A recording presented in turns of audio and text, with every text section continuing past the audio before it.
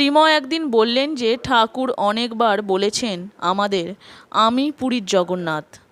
আমাদের কয়েকবার পুরী পাঠিয়েছিলেন। একবার বলে দিলেন জগন্নাথকে আলিঙ্গন করবে। মহা ভাবনায় পড়লাম কি করে হয়। তখন তো আলিঙ্গনের সময় নয়। শেষে এক বুদ্ধি তিনিই মনে জাগ্রত করে দিলেন। অনেকগুলো পয়সা ও কিছু টাকাও ছিল পকেটে, তাই নিয়ে গিয়েছিলাম, ছড়িয়ে দিলাম গর্ভমন্দিরে। পাণ্ডারা ওই সবগুলো কুড়াচ্ছিল আর আমি সেই ফাঁকে রত্নবেদিতে উঠে আলিঙ্গন করলাম। কেউ কেউ দেখতে পেয়ে হৈ হৈ করে উঠল। আমি ফস করে নেমে প্রদক্ষিণ করতে লাগলাম। ঠাকুর বলতেন ওখানে গেলে এ শরীর থাকবে না, তাই নিজে যেতেন না। পুরী থেকে ফিরে এলে ঠাকুর শ্রীমকে গাঢ় আলিঙ্গন করে বলেছিলেন এই আমারও জগন্নাথকে আলিঙ্গন করা হলো।